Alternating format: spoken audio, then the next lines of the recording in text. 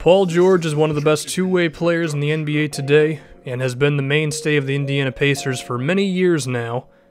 And with a lot of clutch performances under his belt, the question is, can George lead a team to a championship? Well, we can talk about George the player first. He's a fantastic outside shooter, and I think that's the foundation of all of his offense. This season he shot 39% from three, and the worst that he's shot from there in about the last 5 seasons is 36%. So you have to respect the outside shot at all times, whether the ball is in his hands in a pick and roll or he's off ball. But I think one thing that's underrated with George is his mid-range jumper is fantastic as well. He shoots 46% from within the three-point line but not inside the paint, while also attempting over 400 this season.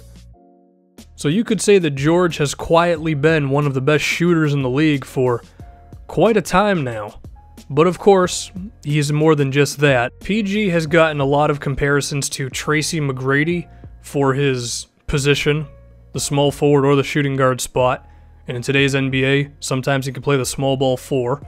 His athleticism, as he can jet up and down the floor pretty easily, but also his smoothness and the way that he just reads an NBA defense so well, and he always has the appropriate type of crossover, between the legs move, the jab step, the hesitation move, as well as the type of shots and the type of angles that he can create with his body.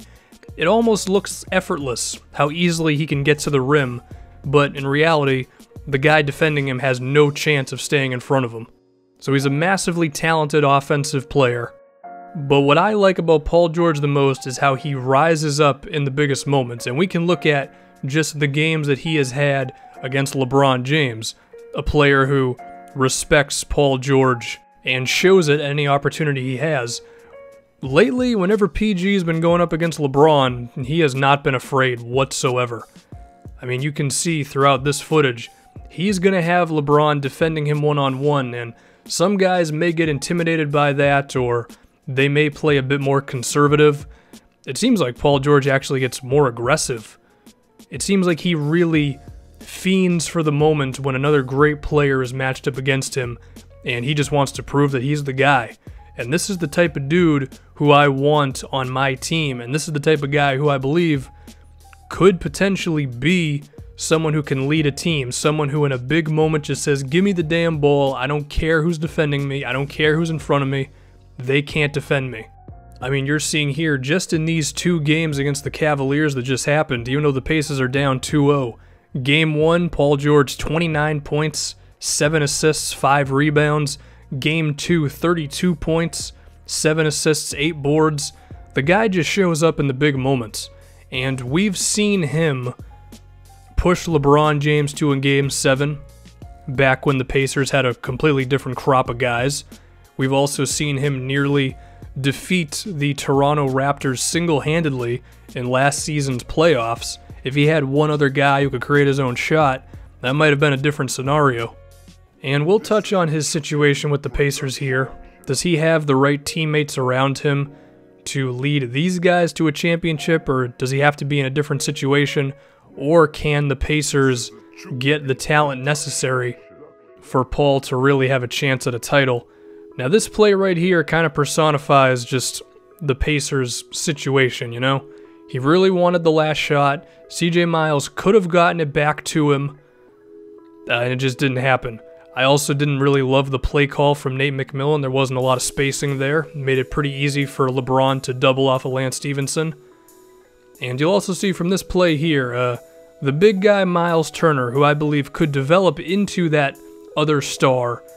How far away really is he? You know, I think we crowned him a little too quickly, and I mean, LeBron's expression kind of tells you everything about this Pacers situation at the moment. And we can talk about just the guys around him now. Defensively, this Indiana team was okay this season. They were about 15th in defensive rating, which is, I mean, it's cool. It's not difference-making. It's not the type of defense that's going to win them games and make them a powerhouse like they were a few seasons ago, headed by Roy Hibbert's rim protection and the perimeter defense of George Hill and Stevenson as well as George. This is a team that's just okay on that side of the floor, and if you want to be a real winner, you better be fantastic on offense like the Houston Rockets, and that is not this Pacers team. I think when they made the move to go from George Hill to Jeff Teague, they hoped that the team would take a real jump offensively, and they wouldn't sacrifice too much defense. That one may have backfired on them. They have what you could say is one of the worst defensive backcourts in the NBA with Teague, and then whether it's Monte Ellis or CJ Miles, these guys are not really known for their defense. Miles Turner is a second-year center, even if he's shown some good signs as a defensive player. I just don't think it's a perfect situation around Paul George. However, that's just the defense. We can look at some of the other offensive options. Now, I did just say that Jeff Teague defensively isn't the best. Offensively, I mean, he's pretty damn decent. He is a point guard who can create his own shot if he's in a one-on-one situation. He can beat his guy, but he can also step back and hit a three-pointer as well. I think the fit with him early on in the season was not ideal for whatever reason. He's been pretty damn good as the season has gone along, and moving forward, I think he could get more comfortable within that Indiana offense, and he does give Paul George just another guy who can be a real offensive option. Now, Jeff Teague is not a star. He's a quality point guard, but I don't know if I trust him to be hitting the biggest shots of the game consistently night after night, but that does not mean that he's not a quality option. There is a shooter in CJ Miles who a lot of teams would love to have. Who knows if he's actually going to be back because his contract is up at the end of this season. And then, of course, there is Lance Stevenson, who Indiana took a chance on signing. His game is very erratic, and it doesn't always look good, and it's not always perfect basketball, but the guy knows how to go one-on-one, and while you might shake your head at some of the shots he attempts, it seems that if he has a team and a coach that really embraces his style of play, he can be a productive guy for your team. So, in the future, whether Lance is coming off the bench or he's starting for these guys, hopefully he can just be another offensive piece for them. But those guys, they're nice. But I mentioned before, Miles Turner, he's the one who really needs to take off. He's the guy who needs to become the second star. He's going into his third season. He's a fantastic mid-range shooter, but I think he has to develop the three-point shot.